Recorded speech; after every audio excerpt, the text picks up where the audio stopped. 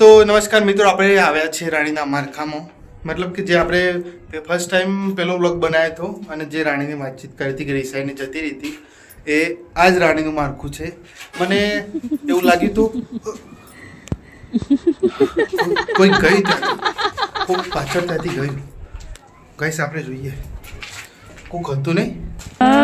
હાલ કોઈ છે પણ મેં જોયું તે કોઈ હતું નહીં અંદર. એ તો નમસ્કાર મિત્રો, રાણીનું માળખું તો આપણે જોઈ લીધું અને અમુક ભૂત ને ભૂતિયાનો બી આપણને દેખવાની બરાબર, એ આપણે બધી જોઈ અને પાછા વળીને આપણે દોલત ભવનમાં અંદર પ્રવેશ કરી રહ્યા છીએ. તો એકવાર ફરીથી દોલત ભવનને ખાસ કરીને જોઈએ અને કંઈક અદ્ભુત શક્તિ દેખાવા મળે તો એ જોઈએ.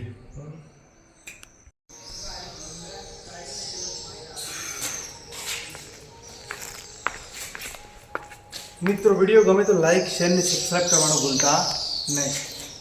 આવી જાઓ અંદર.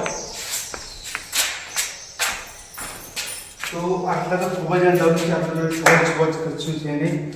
ગઈ વખતે હું આટલે જ આવ્યો હતો અને ત્યાંથી મને એવું લાગ્યું હતું કે આગળ છે ને કે એકદમ અંધારા જેવું છે, તો હું અંદર ગયો નહીં. પણ આજે મોબાઈલની ટોર્ચ ચાલુ કરી છે બરાબર, તેના દ્વારા આપણે અંદર દીધી છે.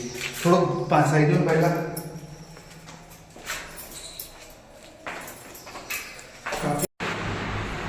ખૂબ જ ડરાવનું છે અંદર અને એકદમ અંધારું લાગે છે અને કંઈકનો રડવાનો અવાજ આવી રહ્યો છે મને. તો કોણ છે આપણે જોઈએ. અંદર થોડોક જઈએ અને આ અવાજ થોડો વધી રહ્યો છે, રોવાનો અવાજ. તો આ ત્યાંથી આવતો લાગે છે.